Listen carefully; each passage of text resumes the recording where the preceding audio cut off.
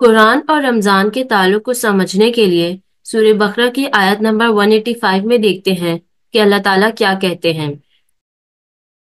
شهر رمضان الذي أنزل فيه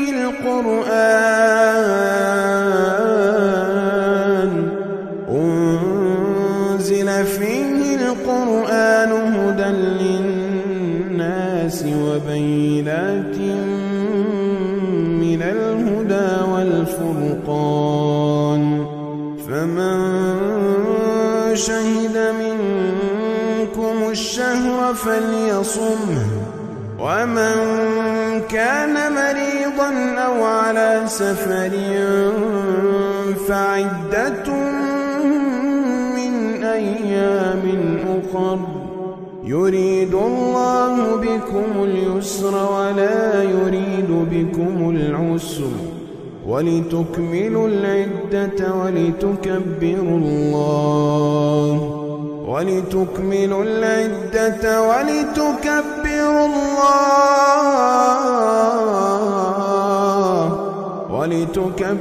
الله على ما هداكم ولعلكم تشكرون۔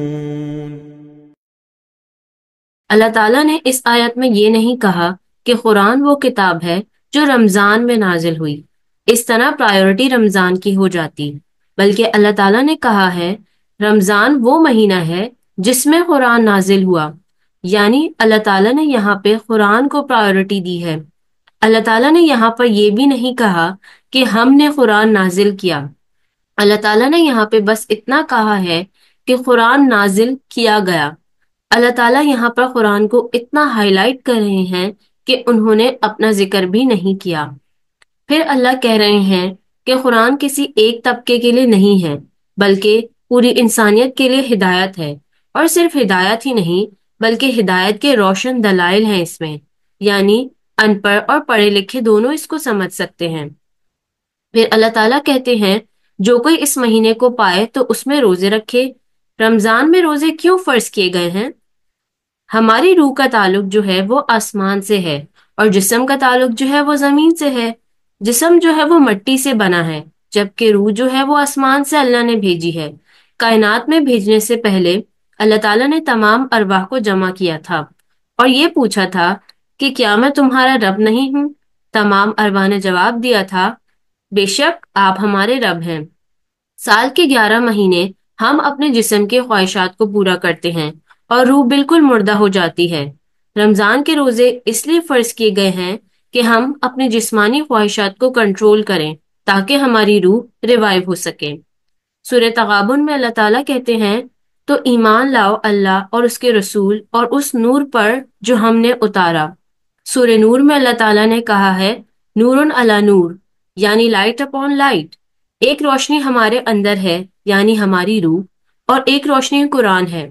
ہماری اندر کی روشنی کو قرآن کی روشنی سے کنیکٹ ہونا ہے، اور یہی رمضان کا مقصد ہے۔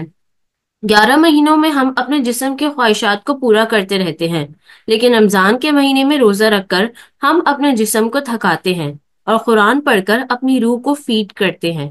اس طرح پچھلے مہینوں میں جو ہماری روح اور جسم کا بیلنس آؤٹ ہوتا ہے وہ دوبارہ سے مینٹین ہو جاتا ہے۔ بخاری کی حدیث نمبر 6 میں آتا ہے کہ جبرائیل علیہ السلام رمضان کی ہر رات میں آپ صلی اللہ علیہ وسلم سے ملاقات کرتے اور آپ صلی اللہ علیہ وآلہ وسلم کے ساتھ قرآن کا دورہ کرتے۔ آخر میں اللہ تعالیٰ اس آیت میں کہتے ہیں کہ تاکہ تم شکر گزار بن جاؤ۔ شکر گزار ہم کس چیز کے ہوں؟ شکر گزار اس لیے کہ ہمیں قرآن ملا، شکر گزار اس لیے کہ ہمیں رمضان ملا اور یہ موقع ملا کہ ہم اپنے گناہوں کی بخشش کروا سکیں۔